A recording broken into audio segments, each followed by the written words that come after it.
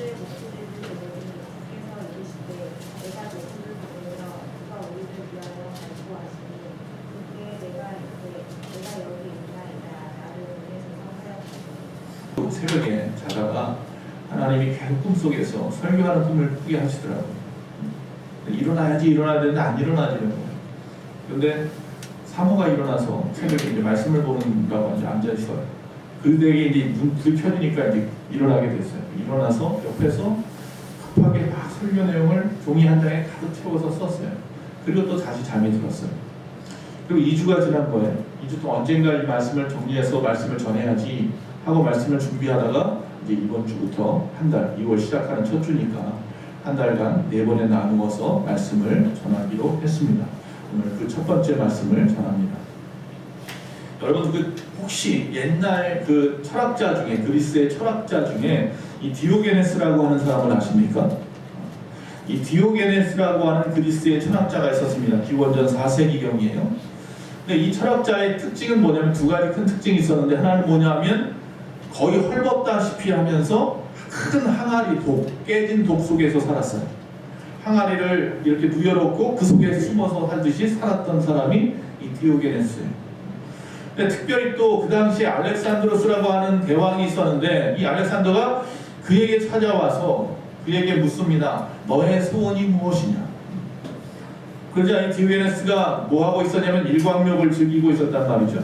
그러니까 난 소원이고 뭐고 다 필요 없으니 제발 태양을 가리지 말고 비키서지오. 왕이 자기에게 물어보는데 소원이 무엇이냐고 물어보는데 다 필요 없고 내가 지금 태양빛을 원하니 비켜서시오. 그렇게 말을 했던 사람으로 유명합니다. 또 하나 유명한 건 뭐냐면 이 사람이 대낮에도 불구하고 한낮에도 뭘 들고 다녀요? 등불을 들고 다녀요. 아니 한밤중도 아니고 왜 대낮에 이 등불을 들고 거리를 서성이면서 다닐까? 그래서 사람들이 물어보겠죠? 그 이유를 묻습니다. 그러자 그가 이야기합니다. 나는 사람을 찾고 있습니다. 도대체 어떤 사람을 찾습니까? 그가 말하는 것은 정직하고 참된 사람을 찾습니다. 여러분 지금부터 기원전 4세기면 2400년 전에도 아마 그 나라의 그리스 땅에 정직하고 참된 사람을 찾기가 어려웠나 봐요. 그러니 지금 보니 대통령 선거가 얼마 남지 않은 지금 보니 우리 주변에서도 정직하고 참된 사람 찾기가 쉽지가 않겠죠. 또 한 사람이 등을 들고 다니는 사람이 있었는데 소크라테스도 그랬답니다. 이 소크라테스가 아테네 거리를 갔다가 등불을 켜들고 다녔습니다.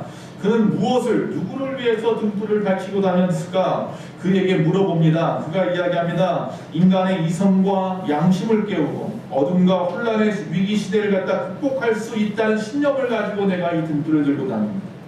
마음이 어두운 사람들이 악마의 유혹으로 길을 잘못 들고 패망할까봐 내가 등불을 들고 다닙니다. 즉 불행의 늪에 빠질까봐 진리와 지혜의 등불을 내가 들고 다니는 것입니다 라고 말을 했습니다. 좀 다르죠. 디오게네스는 참된 사람을 찾으려고 들고 다녔고 소크라테스는 이 땅에 마음이 어두운 사람들이 너무 많아서 이 사람들이 혹시 이 악마의 어둠의 유혹에 빠질까봐 등불을 켜고 다닌다고 말을 했습니다. 자, 오늘 말씀의 제목은 다시 돌아갑니다. 하나님이 찾으시는 사람이라고 정해놓았습니다.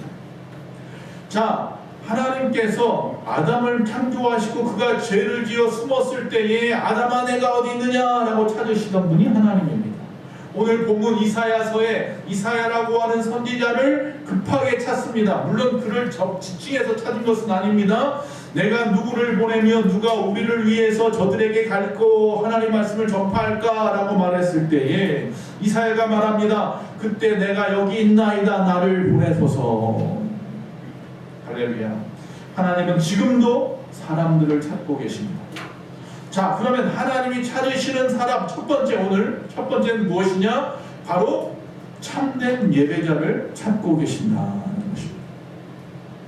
저와 여러분은 참된 예배자 맞습니까? 자, 하나님이 왜 참된 예배자를 찾으시느냐? 바로 하나님이 기뻐하시는 자이기 때문에 그래요. 하나님이 기뻐하시는 자는 어떤 사람이냐? 하나님 앞에 거룩한 산제사로 드려지는 자가 하나님을 기뻐하시는 자, 하나님이 기뻐하시는 자라고 그랬습니다. 자, 왜 하나님이 참된 예배자를 찾느냐? 바로 이 참된 예배자는 하나님을 인정하는 사람이기 때문입니다. 하나님을 인정하지 않는 자들이 하나님 앞에 참되게 예배할 리가 없습니다. 하나님의 살아계심을 믿기 때문에 우리가 그분 앞에 나와 예배하는 줄로 믿습니다. 즉 하나님이 기뻐하시는 이유는 나를 높였으니까 기쁘다 이런 의미에서 기쁨이 아니라 하나님이 기뻐하시는 이유는 그들과 교제할 수 있어서 기쁘신 겁니다. 참된 마음으로 주님 앞에 나와서 예배하는 자들을 통해서 하나님은 그들과 사랑을 나누고 그에게 은혜를 베풀 수 있어서 기쁘신 겁니다. 여러분, 참된 예배자로 서 있는 것은 하나님을 기쁘시게 해드리는 일이고 하나님을 통하여 우리에게 받을 수 있는 참된 모든 것들을 받아 누리는 복된 시간이기 때문입니다. 그걸 아는 자이기 때문에 하나님 앞에 나온 줄로 믿습니다. 자, 하나님의 참된 예배자는 오늘 세 가지로 나눠서 보려고 해요. 첫 번째는 뭐냐면 주의 장막을 사모하는 자입니다. 할렐루야.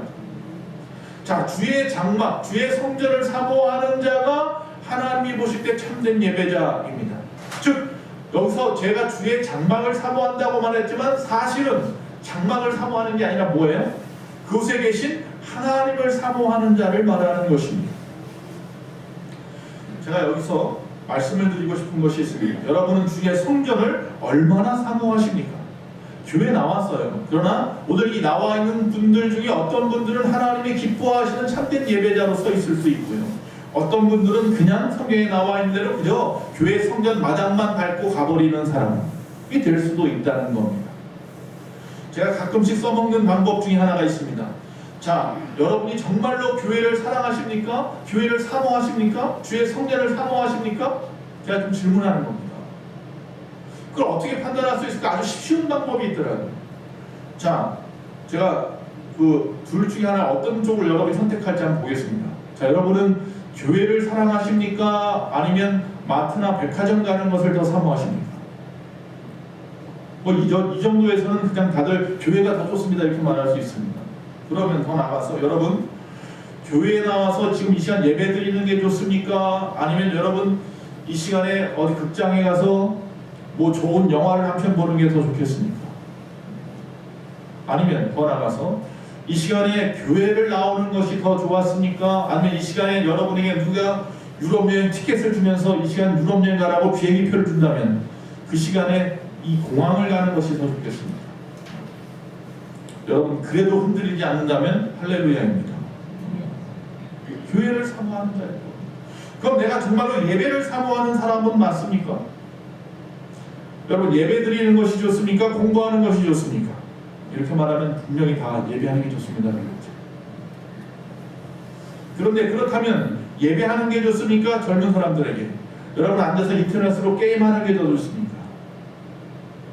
아니면 또 예배하는 게 좋습니까? 아니면 무슨 요새 올림픽 하는데 올림픽 결승전 TV로 보는 게 더 좋습니까?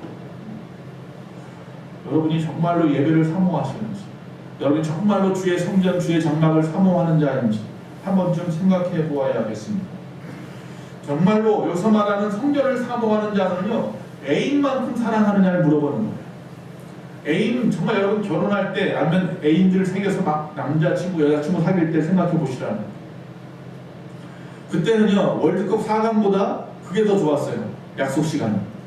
그때는 그 어떤 것보다 그와 약속을 지키는 것, 그와 함께 있는 것이 더 좋았단 말이죠. 바로 주의 성전도 애인과 같은 마음으로 사모하느냐고 지금 묻는 거예요. 그 무엇보다 말입니다. 자, 그래서 첫 번째 생각할 것은 시편 84편을 보니까 하나님이 찾으시는 자들에 대한 이야기가 나와요. 왜 그렇게 성전과 예배를 사모하는 자들을 갖다가 하나님이 찾으시는가? 자, 그 사람들은 어떤 사람인지 아냐면 왜 우리가 하나님의 성전에 나와서 사모하느냐 하면 첫 번째 1절에 보니까 이렇게 나와 있어요. 시편 84편 1절에 보니까 이렇게 말합니다. 주의 장막이 어찌 그리 사랑스러운지요. 앞에서 말한 거예요. 알아요. 주의 성전이 정말로 사랑스럽다는 거예요. 이전 성경에 뭐라고 되어 있어요? 아름다운 곳. 즉 늘 생각나고 늘 그립고 바라만 봐도 좋은 곳, 그것이 성전이더라. 애인 같은, 여기 계신 분들 입장에서 보면 손주 같은, 권사님들 손주 같은 꼭 보고 싶은 거예요. 제가 아는 어떤 목사님 손주를 갖다 오랜만에 정말 정성 들여서 낳았는데 그 아이를 갖다 밤만 되면 보고 싶대는 거야. 새벽에도 보고 싶고. 그래서 그 아이 보려고 새벽에도 간대. 그런 마음, 주의 성전을 사모하는 자예요. 자, 이전에 보니까 또 어떤 사람이냐면 이런 사람들은 내 영혼이 여호와의 궁정을 사모하여 쇠약하며 이렇게 되어 있습니다. 너무너무 주의 성전이 너무너무 사모해가지고 뭐예요? 쇠약해졌대요.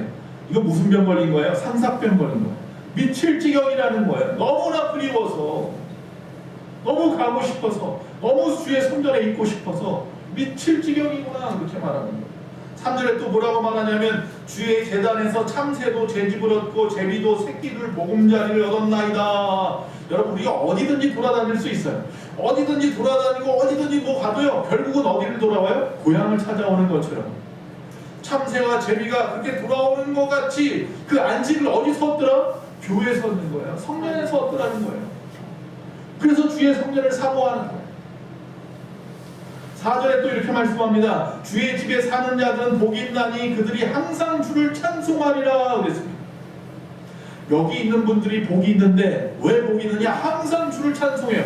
이 찬송은 억지로 시키는 찬송이 아니에요. 우리 찬송가 몇 장 합시다. 그런데 이 찬송가 갑자기 5절, 6절짜리 되면은 부르기도 전에 벌써 질려버리는 사람들이 있어요. 요새 코로나라고 해서 어쩔 수 없이 또 제가 찬송가 부르는 것을 1절과 3절만 부르거나 1절과 4절만 부르거나 이렇게 하는 이유가 있는데 원래 찬송을 부르지 말라고 하니까 조용하게 부르라고 하니까 찬송수를 줄인 거죠. 자, 그래서 좋아하는 분도 있을지 몰라요. 그런데 그렇게 억지로 찬송하는 찬송이 아니라 내 입에서 저절로 나와서 1시간도 좋고 2시간도 좋고 하나님 앞에 찬송하고 싶어지더라. 그래서 교회 나오는 게 좋아. 그래서 주의 성전에 나는 것이 너무너무 사모해. 왜 그러냐면 우리가 찬송하면 할수록 찬송할 이유가 자꾸 생각나는 거예요. 하나님을 찬양할 이유가 계속해서 내 안에서 생겨나는 거예요. 그게 너무 기쁜 거예요. 그래서 끊임없이 찬송하는 거예요. 그래서 주의 성전을 사모합니다. 또 뭐라고 말하냐면 5절에 보니까 주께 힘을 얻고 그 마음에 시온의 대로가 있는 자는 복이 있나이다. 자, 주께 힘을 얻어요. 여기 나오니까 주에게 힘을 얻잖아요. 말씀으로 힘을 얻고 찬양하고 기도하고 힘을 얻고 많죠. 그리고 그 마음에 시온의 대로가 있는 자가 복이 있도다. 이 말은 뭐냐면 주의 임재를 체험해 본 사람들이 아는 거예요. 늘 그 마음과 그 생각에 늘 성전을 향해 있는 거예요. 제가 처음 중학교 때 부흥에 참석했다가 은혜를 받고 성령 받고 난 다음에 학교 끝나면 누가 시키지도 않는데 늘 교회 가는 거예요.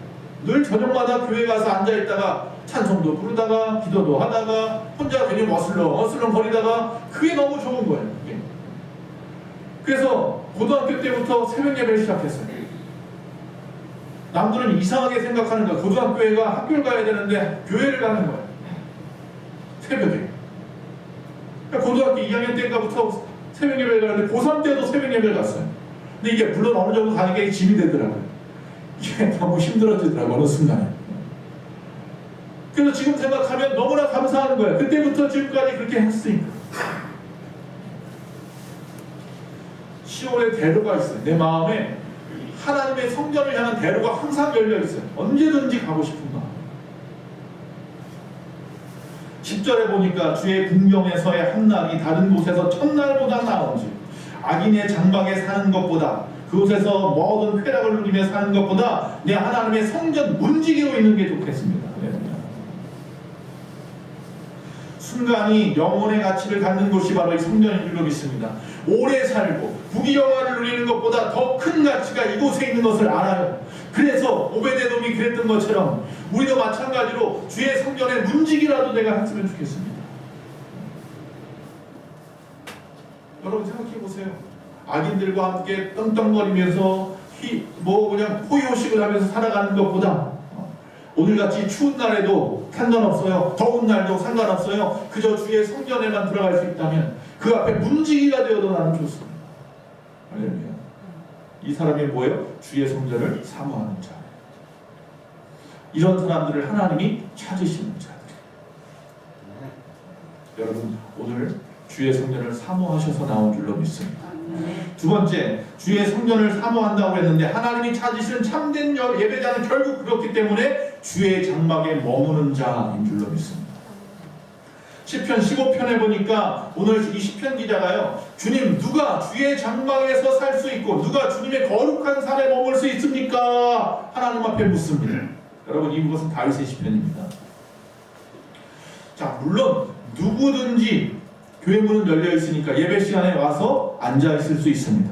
누구든지 이 시간에 나와서 예배할 수 있습니다.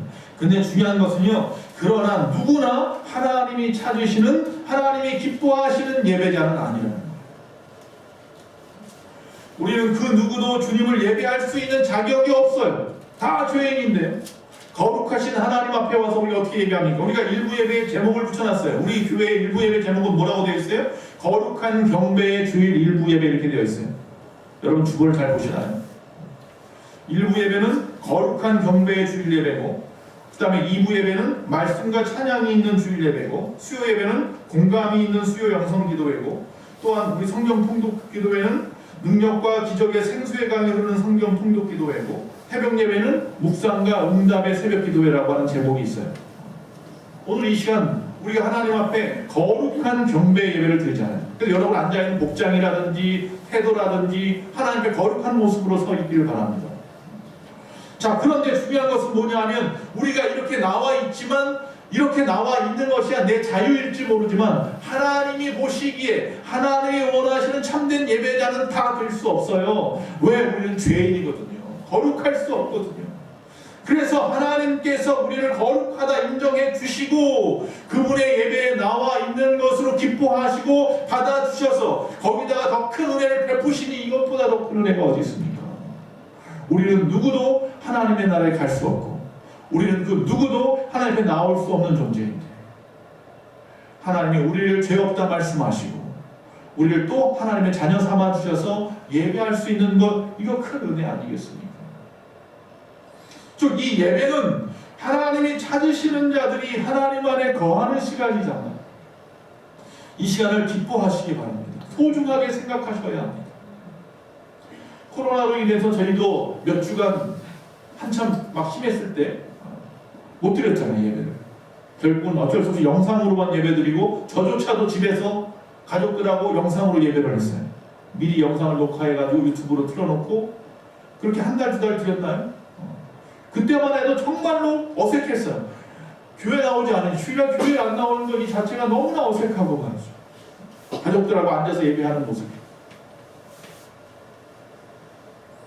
주의 장막에 머무는 것이 얼마나 기쁜 일인지, 귀한 일인지 또 새삼 느끼는 때가 바로 지금 아닙니다.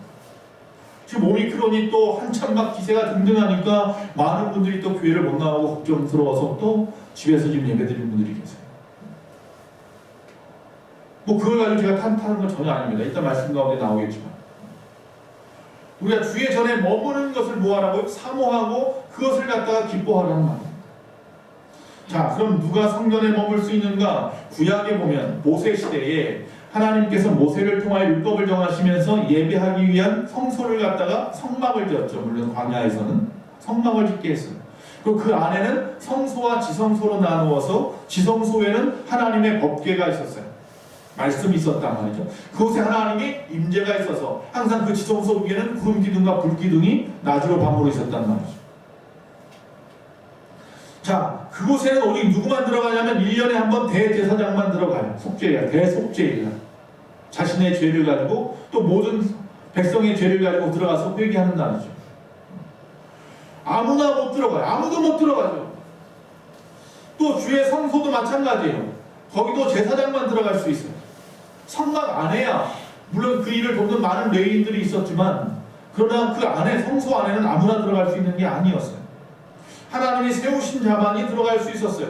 그래서 그분 앞에 나와서, 그 사람 앞에 나와서 하나님 앞에 자신이 가지고 온 재물을 각을 뜨고 하나님 앞에 올려드리면 하나님이 그것을 받으심으로 우리의 죄를 사함받고 하나님과 교제가 가능해서 쉽지 않았단 말이에요. 주의 성전은 그만큼 우리가 두려움의 존재였고 함부로 범접할 수 없는 곳이 주의 성소였어요.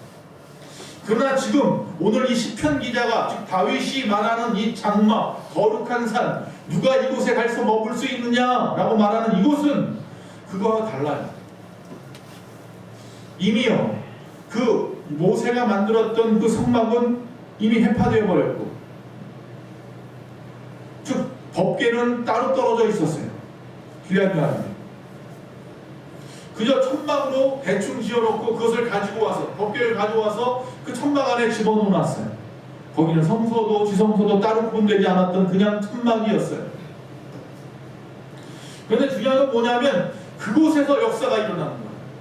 그 이전에 모세의 성막보다도, 그 이후에 솔로몬의 아름답게 지은 성전보다도 오히려 다윗의 허름한 천막 안에 법궤를 모시고 있었으면서도 그때의 놀라운 하나님의 기적의 역사가 일어났던 거예요. 조리 도우슨이라고 하는 분이 이런 말을 했어요. 만약에 이 지구상에 있는 예배의 처소 중에서 하나님이 향수를 느끼고 있다면, 있는 곳이 있다면 그것은 바로 다윗의 장막일 것이다 라고 말했어요. 다시 말하면 하나님이 참 그때가 좋았어 라고 생각하는 하나님의 처소를 갖다가 우리가 생각해 본다면 그것은 솔로몬의 성전도 아니고 모세의 성막도 아니고 다윗의 장막, 천막 속이었을 것이다. 다윗의 장막이 왜 그렇게도 앞에서 말했던 성막이나 성전 같은 건물의 아름다움 때문이 아니라 그들이 드리는 예배의 열정 때문입니다. 하나님의 임재를 사모하는 열정, 즉 하나님의 영광의 임재가 우리 안에 은혜의 보좌로 만들어져 있는 자들, 그들이 모여있는 곳에 하나님이 기뻐하시는 예배 장소였고 그곳에 머무는 것을 기뻐했다는 겁니다. 여기서 잠깐, 성경은 어디에서도 큰 교회, 대형 교회, 서울 같은 대도시 교회에서 예배하라고 하지 않았습니다. 그들에게만 하나님의 임재가 있다고 말씀하시지도 않으셨습니다. 그처럼 하나님의 임재에 대한 증거는 오히려 다윗의 장막에서 더 놀랍게 역사했습니다. 왜? 다윗이 너무나도 간절히 사모하는 마음으로 그곳에서 기뻐 뛰며 찬양했기 때문입니다. 하나님이 가장 기뻐하는 처소가 그래서 다윗의 장막이 아니었을까 생각하는 겁니다.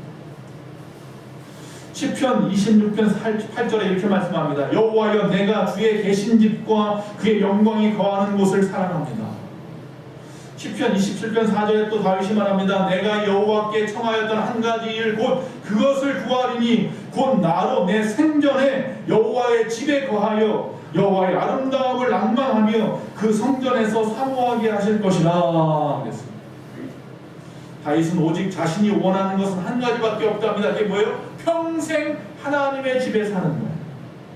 내 소원이 있는데 평생 하나님의 집에 머물면서 찬양하고 예배하고 기도하고 하나님과 교제하고 하나님의 임재 가운데 충만한 은혜를 느끼는 그거면 돼. 왕권도 필요 없고 재물도 필요 없고 다 필요 없고 부귀영화 필요 없고 하나님의 전에서 하나님과 함께하는 거면 돼. 그게 나의 일평생의 뭐예요? 소원이다. 어떤 사람은 이 시간 기도하고 싶어도 예배하고 싶어도 예배 처소에 못 나옵니다. 아파서 못 나올 수도 있고 여러 가지 이유 때문에 못 나오는데요. 아니면 또 어떤 나라에서는 절대로 예배를 드려서는 안 됩니다. 목에 칼이 들어올 수도 있습니다. 총알이 박힐 수도 있어요. 그런데 여러분은 이 시간 여러분의 발로 자유롭게 제 성전에 나와서 예배하지 않습니까? 물론 마스크들 다 쓰고 거리두기 하면서 불편함은 있을지 몰라도 이렇게 나와서 편안하게 예배할 수 있다는 것이 얼마나 감사한 일입니까?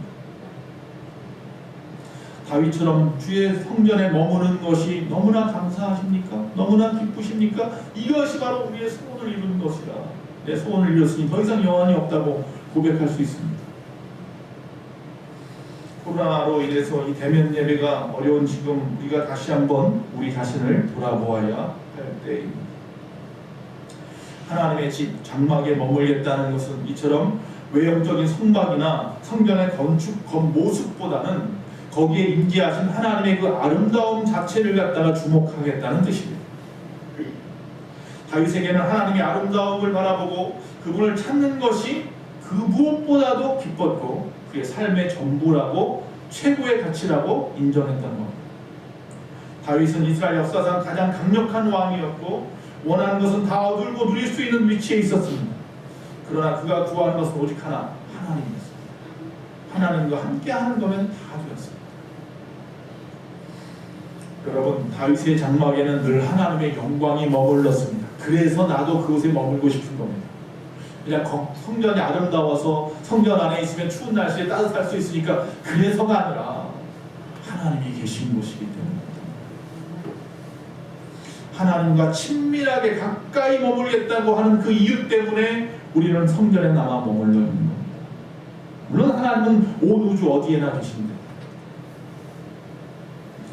다윗은 오늘 시편에서 하나님의 아름다움을 찾고 하나님의 영광의 임재를 찾는다는 것이 바로 어떻게 하는 것이냐라고 할 때 우리의 일상의 삶에서 나타난다라고 표현합니다.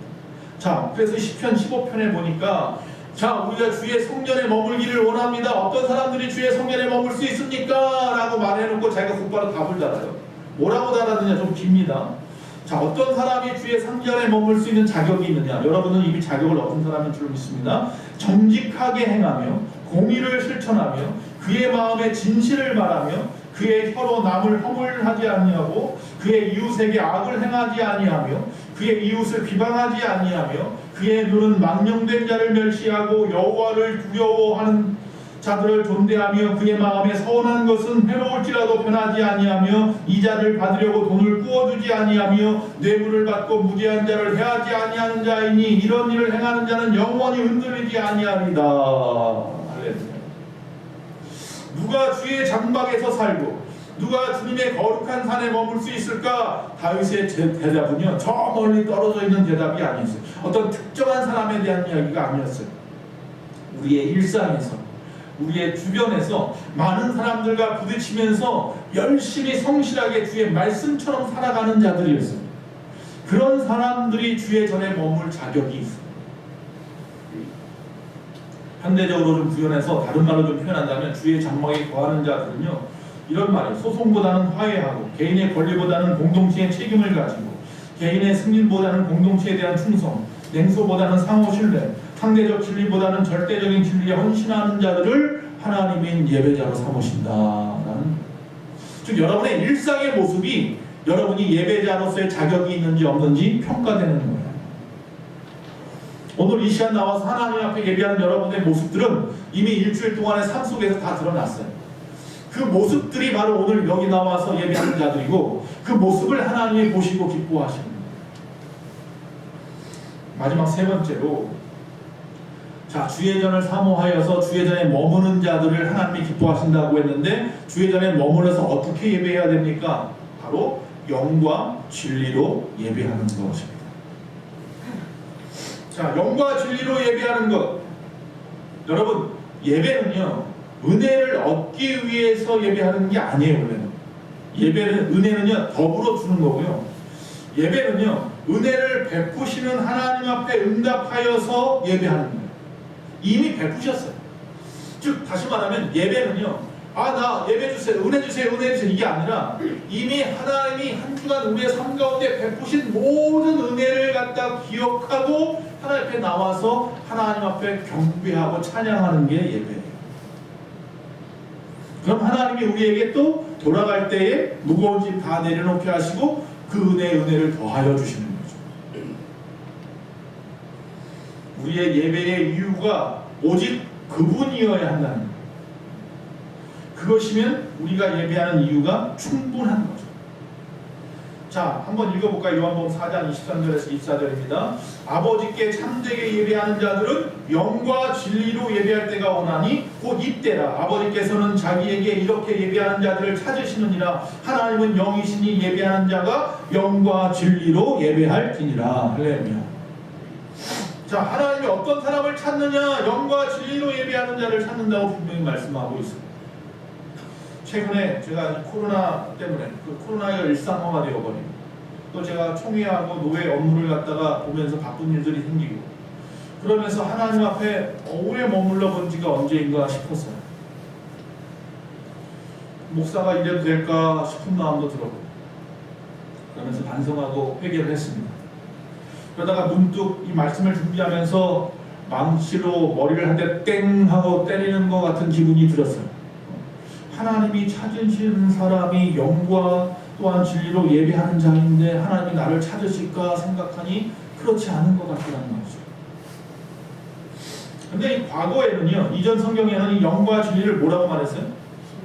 신령과 진정이라고 표현했어요. 근데 그냥 신령과 진정이라고 써놓지 왜 갑자기 굳이 이 말을 갖다가 영과 진리라는 말을 바꿨는지 아십니까? 이게 원어에 더 가깝기 때문인데 비슷한 사람들이요, 이 신령과 진정으로 예배하라라는 말에 빠져버리면 어떤 문제가 생기느냐면, 온 마음과 신령함으로 열심히 예배하는 자들을 하나님이 찾으신다, 이렇게 되어버려요. 즉 다시 말하면 내 힘으로, 내 있는 힘껏 하나님 앞에 예배하는 자들을 하나님이 기뻐하시고 찾는다, 이렇게 되어버리거든요. 여러분, 그렇게 하면 문제가 생겨요. 자, 여기 하나님은 영이시니까 영과 진리로 예배하라고 했는데, 하나님은 영이시니 너희가 열심히 예배해야 된다라는 말은 앞뒤가 안 맞아요. 만약에 하나님은 위대하시니 너희가 그 위대함 가운데 어떤 능력을 받으려면 열심히 해라, 이러면 또 말이 맞겠지만, 하나님은 영이신데 왜 영이신 하나님 앞에 우리가 내 있는 힘껏 다해서 예배해야 된다는 말을 갖다 붙여놨을까? 원어의 뜻을 보니 하나님은 위대하시니 너희가 신령과 진정으로 예배하라도 아니고, 하나님은 전능하시니 너희가 신령과 진정으로 예배하라도 아니고요, 하나님은 영이시니까 너희도 뭐로 예배하라는 거예요? 영으로 예배하라는 거예요. 그래서 신령과 진정이 아니라 영과 진리로 바꾸어서 이야기를 해요. 자, 여기서 좀 중요한 것이 뭐냐면, 이게 열심을 다해서 예배해야 된다, 이렇게 우리가 착각하고 이 말씀을 알아보면 뭐가 되냐면 우리의 의에 빠져요. 아, 하나님은 교회 나와서 예배 전보다 몇십 분 전에 일찍 나와서 뭐 청소도 하고 뭐 충성하고 헌신하고 봉사하고 열심을 다하고 뭐 그런 사람들의 예배만 받으시나 보다. 그래서 우리도 열심히 나와서 열심히 해야지, 열심히 하지 말라는 얘기가 절대가 아니고, 받은 은혜에 감사해서 저절로 하는 열심이 아니고, 이게 이렇게 되면 뭐가 돼요? 억지로 하는 것이 된단 말이에요. 그러니까 우리가 비나이다 지극정성 밤새도록 정한수 떠놓고 뭐 모욕 제기하고 밤새도록 빌면 하나님이 도와주시겠지, 그렇게 돼버린다는 거죠. 예배는 하나님이 그렇게 해서 받으시는 게 아니에요. 하나님의 자녀이면 그걸로 만족이에요. 오케이, 땡큐. 주님 앞에 나와서 주님을 기뻐하는 모습, 그거면 되는 거예요. 여러분의 자녀들, 여러분의 손주들이 여러분한테 뭐 돈을 갖다 주니까 뭘 갖다 줍니까? 그냥 손주가 헤헤하면서 내 앞에서 웃어도 그냥 기쁜 거예요. 거기엔 어떤 신령과 진정을 다해서 그 아이가 나한테 하하하면서 날 기쁘게 하지 않아요. 그냥 그는 그 아기 자체로서 기쁜 거예요. 여러분의 이 예배는 하나님의 기뻐 받으시는 거는요, 그냥 여러분 모습 그대로 기뻐 받으시는 거예요. 단 하나, 영과 진리라는 거예요. 자, 이 말씀을 갖다 좀 이해를 하려면 이 말씀을 해석해야 되는 그 당시로 돌아가야 돼요. 자, 지금 요한복음 4장이에요. 이 말씀은 영과 진리라는 말씀은. 자, 요한복음 4장은 언제 쓰여졌느냐면 AD 70에서 80년 사이에 쓰여졌어요. 이때 무슨 일이 일어난지 아세요? AD 70년에 로마의 장군이었던 티투스라고 하는 장군이 쳐들어와서요, 성전을 다 무너버렸어요. 다 무너뜨려버렸어요, 성전을. 즉 그들은 성전에 나와야만 예배하는 줄로 알았는데 성전이 무너져 버렸어요. 유대인들이 이것 때문에 난리가 났어요. 야, 이거 어떡하냐, 이제 성전이 없으니 어디 가서 우리 예배하지? 회당도 없고 성전도 없어지는 이 상황 속에서 그들은 난리가 난 거죠. 걱정투성이에요. 이제 예배 못하게 생겼다. 야, 하나님 우리 버리게 생겼다. 이렇게 생각했다는 거죠. 그때 이 요한이 어떤 생각이 났느냐면, 옛날 예수님이 이 땅에 같이 있었을 당시에, 내가 제자였을 당시에 예수님이 사마리아 땅에 갔다가 우물가에서 그 여인 한 사람을 만나서 그 여인과 이야기하는 가운데 그 여인이, 우리는 여기서 예배하라 했는데 여러분은 꼭 예루살렘에 가서 예배하라고 하는데 어디서 예배하는 게 맞습니까? 라고 물어봤을 때 바로 오늘 이 말씀, 여기서도 저기서도 아니고 너희가 영과 진리로 예배할 때가 온다라고 말씀하신 이 말씀을 기억하고 여기다가 적어놓은 거예요. 예루살렘 성전이 무너져서 이제 예배할 곳이 없다고 생각하는 그들에게 예루살렘 성전이 아니라 어느 곳에서든지 영과 진리로 예배하면 된다. 그들을 찾는 때가 올 거야. 그때가 언제? 지금입니다. 그래서 즉 과거에는, 즉 구약시대에는 성부 하나님 앞에 예배했어요. 지성소에서. 그러나 이제는 예수 그리스도를 통해서 시작되는 이 은혜의 해에는 우리가 하나님 앞에 장소나 어떤 혈통이나 인종이나 구분 없이 누구든지 어디서든지 영과 진리로 예배하는 데입니다. 그럼 이 영과 진리는 뭐냐? 영과 진리라는 말은 내 영이냐? 아니. 여기서 말하는 영과 진리는 성령과 예수 그리스도예요. 즉 우리가 신령과 진정이라고 생각하면 내 입장에서 열심히 해야 되는 거지만, 이게 영과 진리, 성령과 진리 되시는 예수 그리스도라고 말을 해버리면 나는 예수 그리스도와 성령이 내 안에 계시면 되는 거예요. 그거면 되는 거예요. 그것 때문에 열심히면 할렐루야고, 내 상황이 좋지 못해도 그것 때문에 죄된 감정은 안 들어요. 생각해보세요. 열심을 내야만 예배를 하나님 받으신다고 하면, 오늘 아침 새벽같이 와서 청소하신 분, 새벽같이 와서 여러분 기도하고 준비한 분들은 그분들은 열심히 있어서 하나님 받으셨고, 그럼 내가 가정이 교회가 멀어서라든지 아니면 상황이 좋지 않아서, 건강이 좋지 않아서 나오지 못하거나 늦게 나왔거나 예배만 잠깐 드리고 빨리 움직여야 하는 그런 상황에 있는 분들은 하나님 하나도 안 받았겠네요. 그게 아니라 우리 안에 성령으로 충만한 자, 예수 그리스도를 구주로 모신 자들의 예배를 하나님이 찾는다는 얘기예요. 할렐루야. 그러면 우리가 좀 자유함이 좀 생기나요? 예배는 우리가 자유하다고 말씀하시는 거예요. 속박하려고 예배 시간을 만들어 놓은 게 아니에요. 하나님께서 바리새인이 기도하고 세리가 기도를 했잖아요. 바리새인의 기도는 하나님이 안 받았는데 세리의 기도는 하나님이 받으셨어요. 바리새인은 누구예요? 율법을 지킨 율법 학자들이에요. 하나님의 말씀을 너무너무 잘 지켜서요, 11조도요 정확하게 뗐어요. 자기 집에서 기르는 야채 하나하나까지도 전부 다 10분의 1로 나누어서 드렸어요. 정확하게 하나님의 말씀을 하나도 빠뜨리지 않고 지켰던 이 바리새인이 하나님 앞에 긴 시간 가지고 사람들이 들으라고 큰 소리로 기도하는데 하나님이 안 들으셔요. 세리는 누구예요? 세금 떼는 사람, 세금. 그 세금 떼다가 어디다 줘요? 자기 나라 식민지로 만든 로마 사람들 주는 거 아니에요? 로마 황제한테 바치는 사람. 그리고 나머지 자기가 먹고 축복하는 사람들이에요. 그 죄인이 누가 볼까봐 한쪽 구석에, 성전 한쪽 구석에서 아무도 모르는 곳에 와서 눈물 흘리면서 하나님 앞에 내가 회개합니다. 하나님이 그 조용히 눈물 흘리며 흑흑거리는 그 기도를, 그 신음소리를 들으시더라. 그래요. 영과 진리로 예배하는 것을 하나님이 기뻐하십니다. 우리가 신령과 진정으로 다해서 예배해서 열심을 하면 하나님 받으시니까 내가 열심히 해야지, 이게 시간이 지나면서 어떻게 됩니까? 바리새인화 됩니다. 자기 의가 되어버리고 억지로 하는, 보여주기 위해서 외식적인 것이 되는 거예요. 여러분 혹시 여기 나와 예배하는 여러분의 모습이 외식적은 아니기를 바랍니다. 말씀을 마치겠습니다.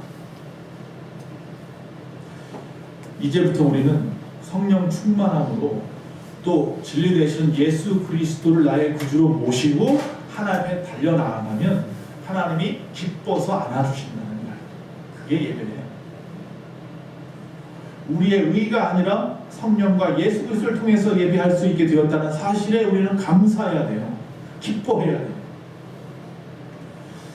내가 어느 곳에서든지 예배할 수 있어요. 단 우리가 교회 공동체라고 합니다. 하나님이 우리에게 만들어주신 우리 예수 소망이라고 하는 사랑의 이 공동체 안에서 함께 모여 함께 떡을 떼고 교제하고 사랑을 나누고 하나님의 영광 돌리고 나아가 주의 복음을 전하는, 하나님이 이 마지막 시대에, 즉 구약에 하나님이 만들어주신 게 뭐예요? 가정이었다면 신약에 주님께서 마가다락방에서 만들어주신 것이 뭐예요? 교회인 것이고, 하나님 만드신 이 교회 안에서 함께하는 것을 하나님이 기뻐하시는 것입니다. 단지 영과 진리로, 영과 진리로 예배한다는 말씀이 오늘 살아가는 우리에게 어떤 의미가 있습니까? 나는 과연 지금 이 예배 안에서 성령의 충만함으로 성령을 따라서 예배하고 있습니까? 나는 과연 지금 이 예배 안에서 예수의 말씀으로 예수를 따라서 예배하고 있습니까? 아니면 지금 전혀 성령님과 예수님과 상관없는 방향으로 내 열심과 내 생각대로 내 위안을 위해서 예배하고 있지는 않습니까? 한번 곰곰이 스스로를 돌아봐야 합니다. 한동안 우리 예배 안에서 성령님과 예수님을 갖다가 꽁꽁 감추거나 문을 꽉 잠가서 들어오지 못하게 하지는 않았습니다. 내가 해야 한다는 어떤 부담감 때문에, 어떤 지금 붙들고 있는 세상의 것들 때문에, 어떤 나의 사고방식, 내 틀 안에 갇혀서 그렇게 예배하고 있지는 않았습니다. 그거 다 내려놓으셔야 돼요.